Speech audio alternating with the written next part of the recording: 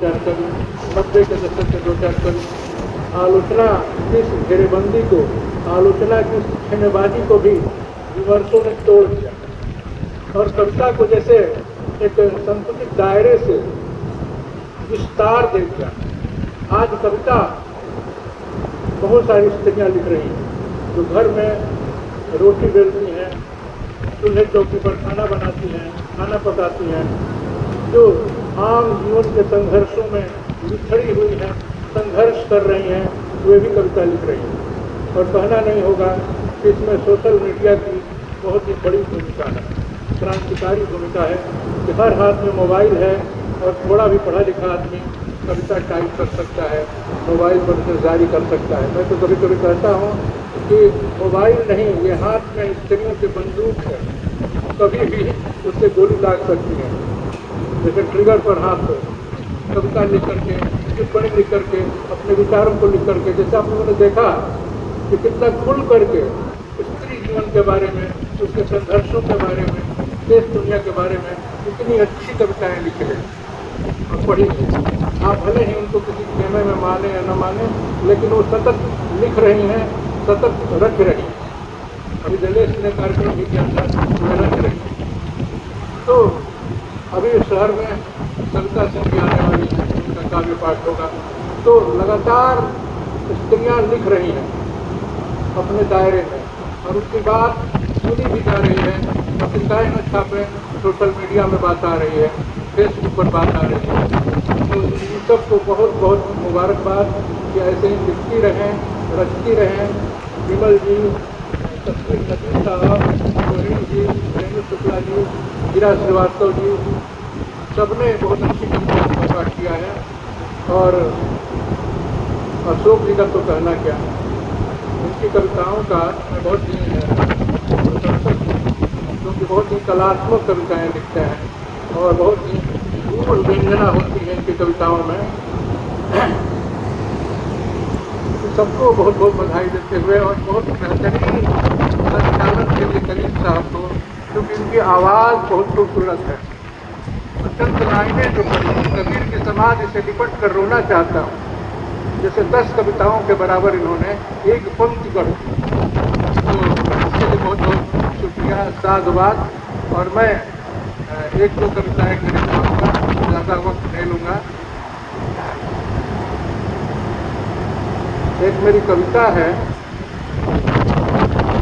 प्यारे, हाँ उसी को मैं पढ़ रहा हूँ।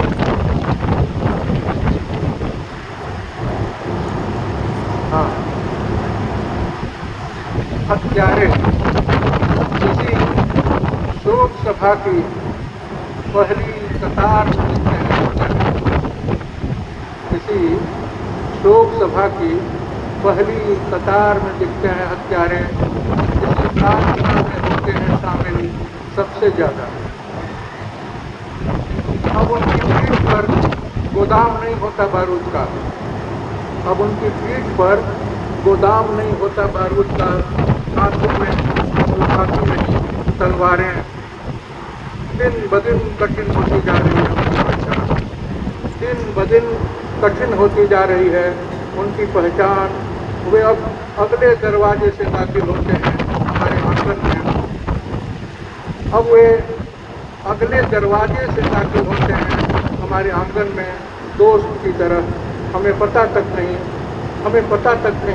वे बैठे हैं छिपकर पीठ पर लदे पत्तों में। हमें पता तक नहीं कि वे बैठे हैं छिपकर स्कूली बच्चों की पीठ पर लदे बस्तों में, किसानों के खेत की लड़ाई में पड़ी खाद में, बीज में, रोगियों की दवा में, मीठे पानी के सोत वाले कुएं में। अब वे खुदकने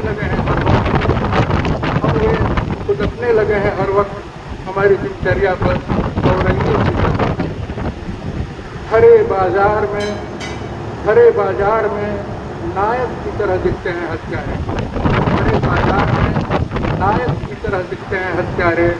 हत्यारों को प्राप्त है सज्जनों का आशीर्वाद। चित्र से एक छोटी सी कविता है, दो छोटी छोटी कविताएं हैं। तुम्हारा डर, तुम्हारा डर।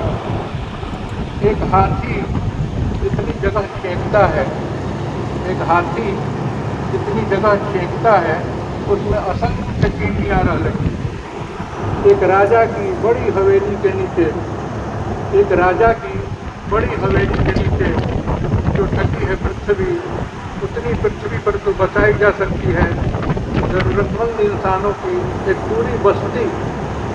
तुम इतने बड़े क्यों बने, तुम इतने बड़े क्यों बने, तुम्हारा डर भी बनता गया बड़ा। तुम इतने बड़े क्यों बने कि तुम्हारा डर भी बनता गया बड़ा। छोटे आदमी का डर होता होगा इस टाइम छोटा। और एक आखिरी कविता है। कोरोना काल में 2021 में मेरे पिताजी की भी डेथ हो गई थी, तो हमने एक कविता इस वक्त में लिखी थी, बाबूजी का 1वे मोबाइल। आखिरी कविता है। बाबूजी का मोबाइल 1वे हो गया है, बाबूजी का मोबाइल 1वे हो गया है। उधर से सिर्फ आवाज़ आती है उनकी, उधर से सिर्फ आवाज़ आती है उनकी, जिसमें शामिल है समय की थरथराहट, जिसमें शामिल है समय की थरथराहट, घबराहट और टूटती लरजती हुई पुकार। वे कोरोना से बचने के लिए करते हैं जतन, वे कोरोना से बचने के लिए